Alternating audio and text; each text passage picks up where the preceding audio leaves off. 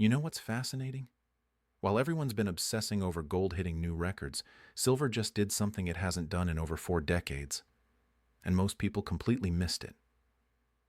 Let me show you what I'm talking about. Silver just broke through a technical resistance level that's been holding it back since the early 1980s. We're talking about a 40-year ceiling that just shattered. The metal touched levels above $67 per ounce, setting all-time record highs. But here's what makes this different from every other silver rally you've seen. This isn't speculation. This isn't retail investors piling in. This is something much bigger. Central banks around the world are making moves that haven't been seen since the Bretton Woods system collapsed. They're diversifying away from dollar reserves at an accelerating pace. And while gold gets all the headlines, silver is quietly becoming the most undervalued strategic asset on the planet. Think about what's happening right now in the global economy. We've got persistent inflation that refuses to go away despite aggressive rate hikes. We've got geopolitical tensions fragmenting the world into competing economic blocs. We've got supply chains that are being deliberately restructured for national security rather than efficiency. And we've got an energy transition that requires massive amounts of industrial metals. Silver sits at the intersection of all these trends. Let me paint you a picture of what's really driving this breakout. It's not just one thing. It's a perfect storm of factors that are all converging at the same time. First, there's the supply situation. Silver mining is incredibly complex because most silver doesn't come from primary silver mines. About 70% of silver production comes as a byproduct of mining other metals like copper, lead, and zinc. So when those base metal mines slow down or shut down, silver supply gets squeezed even though silver prices might be rising. And that's exactly what's happening. Major mining operations in Peru, Mexico, and Chile have faced disruptions. Environmental regulations are getting stricter. Energy costs for mining operations have skyrocketed. The easy-to-access deposits were mined decades ago. What's left requires more energy, more capital, and more time to extract. Meanwhile, demand is exploding from directions most people aren't even aware of. The solar panel industry alone is consuming silver at unprecedented rates. Every solar panel requires silver paste for the photovoltaic cells. As countries race to meet climate commitments and energy independence goals, solar installations are breaking records quarter after quarter. China, the United States, India, and Europe are all massively expanding solar capacity. That's not slowing down. That's accelerating. Then there's the electric vehicle revolution. EVs use significantly more silver than traditional cars. The electrical systems, the charging infrastructure, the battery management systems, all of it requires silver.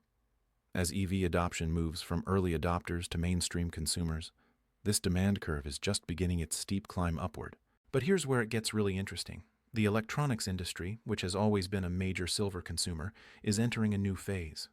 The build-out of 5G networks requires massive amounts of silver. The Internet of Things is putting connected devices everywhere. Artificial intelligence data centers need enormous amounts of electrical infrastructure. Every single one of these technological advances increases silver demand. Now layer on top of that the investment demand. When gold starts making new highs, silver historically follows with even more explosive moves. The gold-to-silver ratio, which measures how many ounces of silver it takes to buy 1 ounce of gold, has been sitting at elevated levels.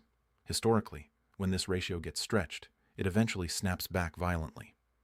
We've seen this pattern play out multiple times over the past century. In 1980, when silver hit its inflation-adjusted peak, the ratio compressed dramatically. In 2011, during the last major precious metals bull market, the same thing happened. Right now, we're seeing the early stages of that compression beginning again.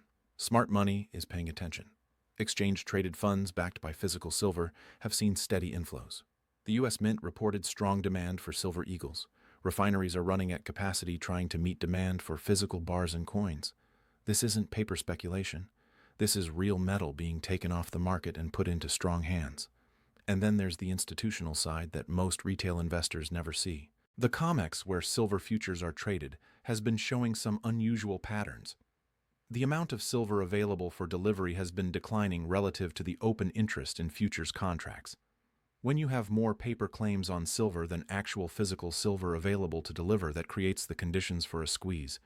Commercial traders, the big banks and institutions that typically short precious metals to hedge their operations, have been reducing their short positions. That's significant. When the commercials step aside, it removes a major source of selling pressure. It's like taking the brakes off a car that's already rolling downhill. Let me tell you a story that illustrates what's happening behind the scenes. Back in the 1970s, the Hunt brothers tried to corner the silver market. They accumulated massive positions, driving prices from around $5 to over $50 per ounce. The exchange changed the rules, margin requirements were raised, and the whole thing collapsed. The Hunts went bankrupt and silver crashed. But here's what's different now. This isn't a corner. This isn't manipulation. This is fundamental supply and demand dynamics playing out in real time across multiple industries and countries simultaneously. No single entity is driving this. It's the collective result of thousands of independent decisions, all pointing in the same direction. Central banks in countries like China, Russia, and India have been accumulating gold reserves for years. That's well documented. But what's less discussed is how these same countries are also securing strategic metal supplies, including silver. They're not reporting these holdings the same way they report gold, but the physical metal is moving. Refineries in Switzerland, which process a huge percentage of the world's precious metals, have been shipping record amounts to Asia. Think about what that means. Physical metal is flowing from west to east, from weak hands to strong hands, from traders to holders. That's not a temporary trend. That's a structural shift in where the metal is going and who's controlling it. Now, let's talk about something that affects a lot of people watching this but doesn't get enough attention. If you're sitting on retirement savings, you've probably noticed that traditional portfolios aren't working the way they used to. The classic 60-40 stock and bond allocation got destroyed over the past few years. Bonds, which were supposed to be the safe part of your portfolio, lost value at the same time stocks were falling. That's not supposed to happen, but it did. Quick aside here, and this is important if you're in this situation. If you've got $100,000 or more in retirement accounts, there's a way to get physical precious metals into those accounts without triggering taxes or penalties. I put together a free guide that walks through exactly how gold IRAs work, what the rules are, and how to set one up properly. It's in the description below. Worth checking out if you're looking at ways to protect purchasing power in your retirement accounts. Anyway, back to what's happening with silver prices and where this is headed. The technical breakout we're seeing isn't just a line on a chart. It represents a fundamental shift in market psychology. For decades, silver was trapped in a range. Investors got burned in previous rallies and became skeptical. Mining companies underinvested in new production. The market was in equilibrium, or even oversupplied. That equilibrium is breaking. And when markets break out of long-term consolidation patterns, the moves can be dramatic and sustained. Look at what happened with other commodities that went through similar breakouts. Oil in the 2000s, copper during the China infrastructure boom, lithium during the EV battery rush. When fundamental demand exceeds available supply, and when that imbalance persists for years rather than months, prices don't just go up. They go up a lot. Silver has unique characteristics that make it particularly explosive when these conditions align. The market is relatively small compared to gold. It takes less capital to move the price. When investment demand kicks in on top of industrial demand, the available supply gets absorbed quickly. And here's something most people don't realize. A huge percentage of silver gets consumed and is never recovered. When silver goes into a solar panel, it's essentially gone. When it's used in electronics, medical applications, or industrial processes, it's dispersed in tiny quantities that aren't economical to recycle. Unlike gold, which mostly sits in vaults and can be recycled indefinitely, silver is actually being used up. That means the above-ground stockpiles of silver are declining even as demand is increasing. That's the definition of a supply deficit. And we're not talking about a small deficit. We're talking about a structural deficit that's been building for years. Governments and central banks are starting to wake up to this reality. Silver isn't just a precious metal. It's a strategic industrial metal that's critical for modern technology, defense systems, and energy infrastructure. Countries that don't secure adequate supplies now could find themselves at a serious disadvantage in the future. This is why you're seeing export restrictions being discussed. This is why mining projects that were previously uneconomical are suddenly getting funded. This is why recycling operations are expanding. Everyone who understands the supply-demand dynamics is scrambling to secure metal. But here's the thing about supply responses in mining. They take years to materialize. You can't just flip a switch and produce more silver. You need to find deposits, get permits, raise capital, build infrastructure, and then actually extract and process the ore.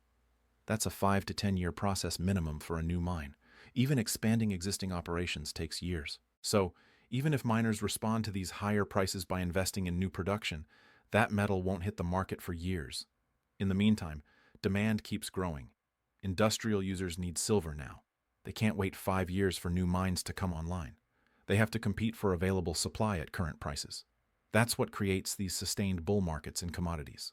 The lag between price signals and supply responses means shortages persist much longer than people expect. Let me give you another historical parallel that's relevant here. In 2008, during the financial crisis, silver initially crashed along with everything else. It fell from around $20 to below $9. Everyone thought the precious metals bull market was over, but then something interesting happened. As central banks around the world launched unprecedented monetary stimulus, as governments ran massive deficits, as the dollar's long-term purchasing power came into question, silver didn't just recover. It went on to nearly quintuple in price over the next 3 years, reaching almost $50 by 2011. We're in a similar setup now, but with even more extreme conditions. Government debt levels are higher, central bank balance sheets are more bloated, geopolitical tensions are more severe. And on top of all that, we now have these massive industrial demand drivers that didn't exist in 2008. The solar industry was tiny in 2008. EVs were barely a concept. 5G didn't exist.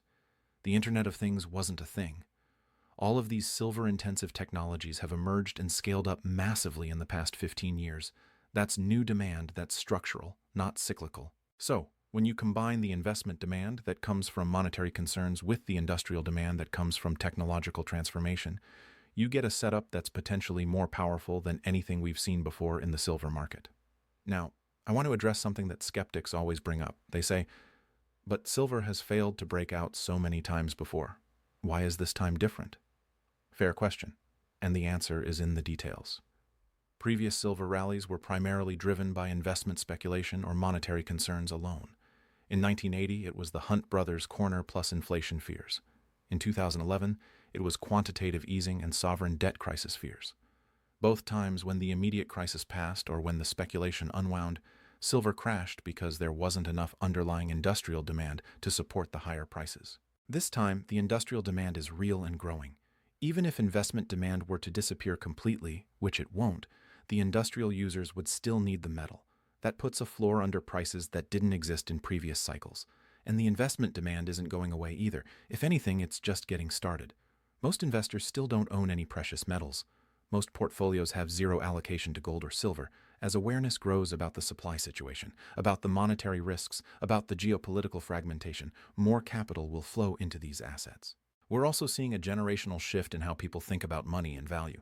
Younger investors who grew up during the financial crisis and the pandemic have a different relationship with government currencies and traditional financial institutions. They're more open to alternative stores of value.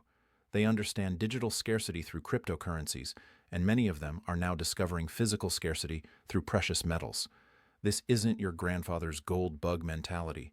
This is a new generation of investors who are sophisticated about technology, skeptical of institutions, and looking for assets that can't be inflated away or confiscated easily. Silver appeals to this mindset because it's tangible, it's useful, it's scarce, and it's historically been money for thousands of years. You can hold it in your hand. You can verify it's real. No counterparty risk, no dependence on any government or corporation. Let's talk about what this breakout means for price targets going forward. Technical analysts who study long-term chart patterns are pointing to minimum objectives well above current levels. When you measure the width of the consolidation pattern that silver just broke out of, and you project that distance upward from the breakout point, you get targets that sound crazy to most people. We're talking about prices that would represent multiples of where we are now. But here's the thing about commodity bull markets. They don't move in straight lines. They move in waves. There will be pullbacks. There will be consolidations. There will be moments where it looks like the rally is over. And then it keeps going. The key is understanding the difference between a correction within a bull market and the end of the bull market itself. Corrections are normal and healthy. They shake out weak hands and set up the next leg higher.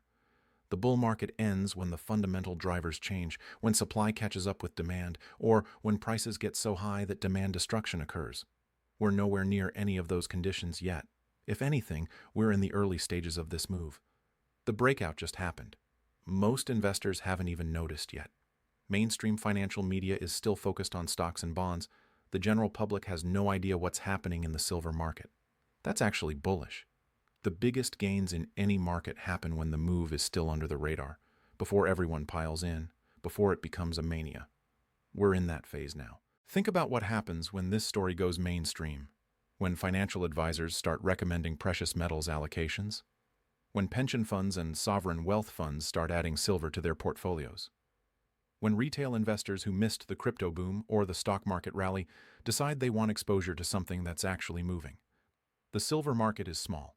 Total annual production is only around 25,000 tons.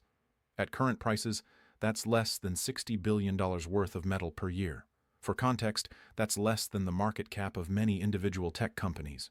It's a rounding error in global financial markets. When even a small percentage of global capital decides it wants silver exposure, there simply isn't enough metal to go around at current prices. Prices have to rise to ration the available supply. That's not speculation. That's basic economics. And we're already seeing signs of this dynamic playing out. Premiums on physical silver coins and bars have been elevated for months. Delivery times from dealers have been extended. Refineries are backlogged. These are all symptoms of a market where demand is exceeding readily available supply. The paper market, the futures and derivatives where most price discovery happens, can suppress prices for a while through leverage and speculation. But eventually, physical reality asserts itself. When people want actual metal and there isn't enough to go around, the paper price has to rise to reflect physical scarcity. We've seen this movie before in other commodities. Nickel had a massive short squeeze when physical demand exceeded available supply. Palladium went through a similar dynamic. Uranium is going through it right now. Silver is next in line. Here's another angle that's not getting enough attention. The monetary system itself is under stress in ways that most people don't fully appreciate. The dollar's role as the global reserve currency is being challenged, not in a dramatic overnight collapse, but in a gradual erosion of dominance. Countries are settling trade in their own currencies. They're creating alternative payment systems. They're reducing their dollar reserve holdings. This doesn't mean the dollar is going to zero. It means the dollar's monopoly on international trade and finance is weakening. And when that happens, countries and investors look for alternatives. Gold is the obvious choice, and that's why central banks have been buying record amounts. But silver is gold's little brother. It has many of the same monetary properties, but it's more affordable and more accessible for average people. Throughout history, silver has been the people's money, while gold was the money of kings and governments. As trust in fiat currencies erodes, as people look for ways to preserve purchasing power, silver becomes increasingly attractive. It's real. It's tangible. It's been valued for thousands of years. And unlike paper currencies, they can't print more of it. This monetary demand is separate from and additive to the industrial demand. You've got technology companies that need silver for manufacturing, and you've got investors who want silver for wealth preservation. Both groups are competing for the same limited supply. Now let's address the elephant in the room. What could derail this thesis? The main risk would be a severe global recession that crushes industrial demand. If the economy tanks hard enough, if manufacturing collapses, if solar installations and EV production grind to a halt, then industrial demand for silver would fall. That would be bearish. But here's the counter-argument. Even in a severe recession, governments would likely respond with massive stimulus. They'd print money, they'd run deficits, they'd try to inflate their way out of the problem. That's what they always do. And that kind of monetary response is bullish for precious metals, even if industrial demand temporarily weakens. Plus, many of the industrial uses for silver are tied to long-term structural trends, not short-term economic cycles. The energy transition isn't going away. Countries are committed to it for strategic and environmental reasons. Even in a recession, solar installations might slow, but they won't stop. The long-term trajectory is still upward. The other risk is a major new silver discovery or a technological breakthrough that reduces silver consumption.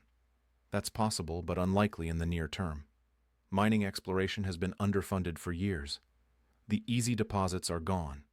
And while technology always evolves, silver's unique properties make it very difficult to substitute in many applications. So while risks exist, they seem manageable compared to the potential upside. The risk-reward ratio looks favorable for anyone willing to take a position and be patient. Let me bring this back to what it means for you personally. If you're watching this, you're probably someone who pays attention to markets, who thinks about the future, who wants to protect and grow your wealth. You've probably noticed that the traditional playbook isn't working as well as it used to. Savings accounts pay nothing after inflation. Bonds have been a disaster. Stocks are expensive by historical measures and vulnerable to any number of shocks. Real estate is unaffordable in many markets. Where do you put money where it can actually preserve purchasing power? Precious metals, and silver in particular, offer a compelling answer. Not as a speculation, not as a get-rich-quick scheme, but as a strategic allocation that makes sense given everything we've discussed. The supply-demand fundamentals are strong. The technical breakout is confirmed. The monetary backdrop is supportive. The geopolitical trends are favorable. The industrial demand is growing. All of these factors are pointing in the same direction. This doesn't mean you should put everything into silver. Diversification still matters. But having some exposure to physical precious metals as part of a balanced portfolio makes a lot of sense in the current environment. And timing matters. Getting in early in a major trend is how you generate significant returns. If you wait until everyone knows about it, until it's on the cover of magazines, until your neighbor is talking about it, you've probably missed the best part of the move. Right now, we're at that inflection point where the trend is established but not yet widely recognized. The breakout has happened. The fundamentals are in place. But most people are still unaware or skeptical. That's the opportunity. Think about where silver could be in 2 years, 5 years, 10 years if these trends continue. Think about what it means for your purchasing power, your financial security, your ability to weather whatever economic storms might be coming. This isn't about getting rich overnight. This is about positioning yourself intelligently for a world where the old certainties are breaking down and new realities are emerging. Silver is one of the few assets that make sense in that world. The breakout we're seeing isn't just a technical event on a chart. It's a signal that something fundamental has changed in the silver market. The decades-long suppression is ending. The supply-demand imbalance is becoming impossible to ignore. The price is starting to reflect reality. What you do with this information is up to you. But the opportunity is there for those who are paying attention and willing to act. The silver market just told us something important. The question is whether you're listening.